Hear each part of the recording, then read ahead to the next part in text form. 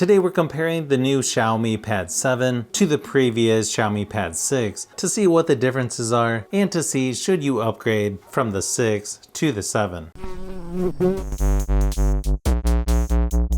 Good thing is pricing hasn't really changed much from the 6 to the 7. It's starting around $350 to $375. Obviously it's going to change depending on where you're located. Keep in mind though, I had to have it imported. The base model starts with 128 gigabytes of storage for both of these. You can also go up to 256 gigabytes on both of these as well. You will notice the display is a tad larger now at 11.2 inches on the Pad 7. It's also a little shorter and wider for a more square aspect ratio, closer to an iPad. You also get a higher resolution on the Pad 7 at 2136 by 3200 versus 1800 by 2880 on the Xiaomi Pad 6. Both of these have an IPS LCD display with up to 144 Hz refresh rate. You will get a tad brighter display on the Pad 7 at 600 nits versus 550 for the Pad 6. It also goes up to 800 nits peak brightness, but both of these actually look really good in person. The 7 probably looks a little bit better on some things, but I feel they're close enough that you can't really go wrong with either one.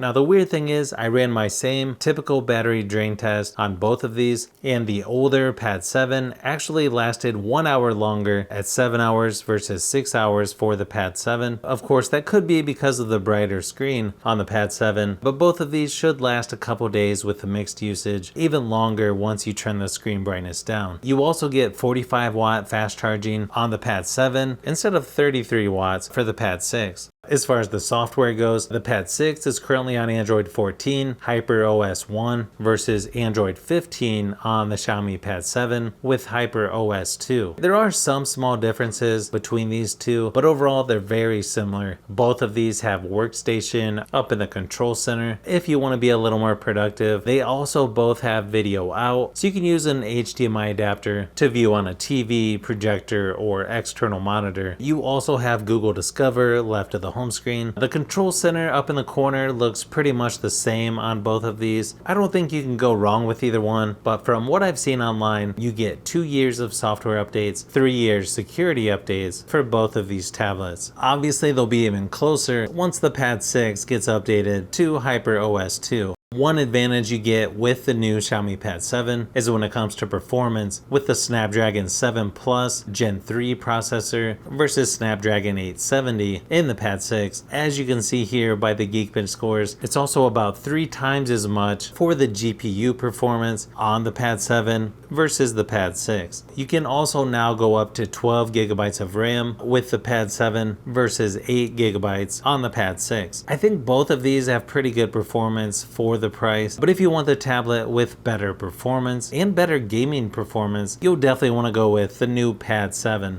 Nice thing is you have a quad speaker setup with Dolby Atmos for both of these tablets. They actually sound really good in person. The Pad 7 might sound a tad better and louder, but it's probably close enough that you can't go wrong with either one. Here's a quick sample of each just to see if you can hear a difference. But I've known you too long, it hurts to watch your blue eyes fade to gray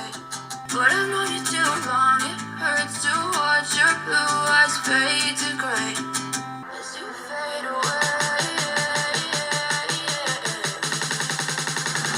as you fade away,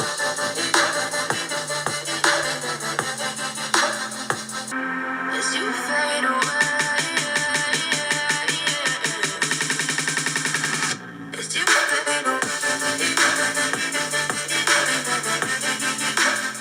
When it comes to cameras, you've got a 13 megapixel on the back for both, 8 megapixel on the front for both, and you can shoot up to 4K resolution, 30 frames per second on both of these tablets. I think they actually have pretty good camera quality, at least for tablets. I think both would be a good option for Zoom meetings or other video conference calls, but here's a quick sample of each just so you can see how they compare. So as you can see, there's definitely some nice upgrades for the new Xiaomi Pad 7, and I think it makes sense if you want better performance and longer software updates. But if you like tablets, phones, and other tech, I've got a lot more stuff that I'm working on, so keep an eye out for those upcoming videos.